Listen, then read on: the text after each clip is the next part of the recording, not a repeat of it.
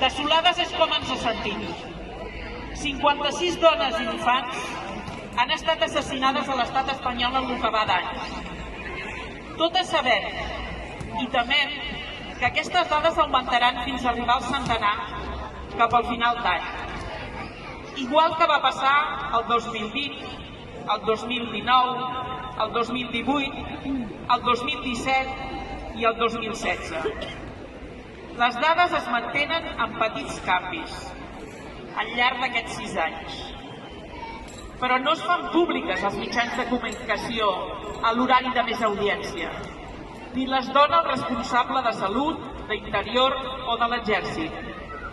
El més terrible és que aquesta corrua d'assassinats de dones es fa a tots els països del món i ja ho anem interioritzant com si fos un fet que no ens agrada però que no podem evitar. Quan hi ha un desastre social, econòmic o humà com conseqüència d'un fenomen meteorològic, de seguida surten veus que mostren els múltiples estudis fets i demostren com es podria haver evitat el problema, advertint que no es pot anar contra la natura i presenten directrius d'actuació per poder-los evitar.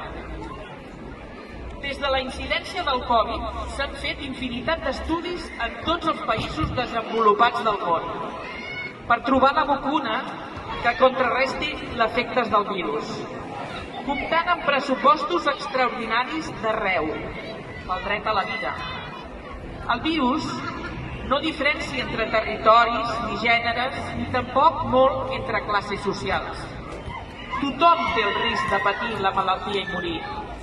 Per això es necessiten protocols d'actuació que s'han de revisar amb molta freqüència i atenció. El mes de juliol, mes passat, ens manifestàvem horroritzades i aterrides per la macabra i aberrant llista d'assassinats i apuntàvem algunes actuacions d'urgència. Avui ens mostrem desolades, impotents, davant la falta d'estudis d'investigació i protocols efectius d'actuació amb les inversions necessàries que, pel dret a la vida, cerquin solucions per aturar els tants i tantíssims assassinats de dones a tots els països del món, ocasionats pel feminicidi, que al igual que el Covid no diferencia entre territoris ni classes socials, però sí que ataca solament a les dones. La pregunta és, serà aquesta la causa per la que la nostra societat patriarcal no posa els mitjans necessaris per evitar la mort d'un centenar de dones cada any a l'estat espanyol i de tants milers i milers a tot el món? Avui, malauradament i de manera urgent, ens hem d'afegir a la lluita de les dones d'Afganistan i les nostres companyes i col·lectius feministes de Nicaragua, que estan patint, en diferent grau, situacions terribles de violències polítiques i institucionals, anul·lacions i retrocessos dels drets aconseguits i que afecten en gran escala precisament a les dones. Per tot això, no podem parar de protestar. Una ciutadania que aspira a un benestar col·lectiu just i equilibrat és la que ha d'exigir dels governants una implicació determinant i efectiva contra aquesta fastigosa violència estructural i precisa contra les dones. No pararem. Si toquen a una, ens toquen a totes. Si toquen a una, ens toquen a totes. Si toquen a una, ens toquen a totes. Visca, visca, visca la lluita feminista.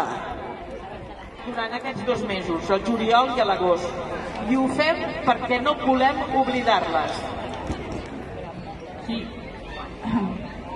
Feminicidis íntims oficials. El 7 de juliol 2021, María Pilar Berrio Jiménez, 43 anys, Murchante, Navarra. El 15 de juliol, Maria Àngels Guerrero, 46 anys, d'Embarún, Màlaga, Andalusia. 22 de juliol, Luisa Miriam, cognom no conegut, 74 anys, Pozuelo de Alarcón, Madrid. El 22 de juliol, data de Torballa de Zadara. Ama, cognom no conegut, 38 anys, Sabadell, Barcelona. El 30 de juliol, Antonella Abigail Orihuela, 30 anys, Sant Vicent de Castellet, Barcelona. El 30 de juliol, Pamela Salgado Emma, 25 anys, Cambril, Tarragona, Catalunya. El 2 d'agost, Oxana O.S., 36 anys, Nerja, Màlaga. El 10 d'agost, Carmen, 60 anys, Sevilla. Ara, feminicidi íntim no oficial. El 30 de juliol, Dari Luz Berrio Rodríguez, 30 anys, Sabadell, Barcelona. Assassinat de dones per violència comunitària i economia.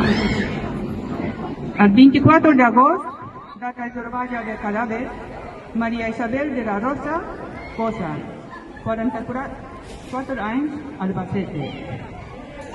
Menors assassinats en el marc de la violència masclista. El 24 d'agost, cognom Álvarez, 12 anys, Barcelona, Catalunya. Seguidament farem un minut de silenci per totes elles.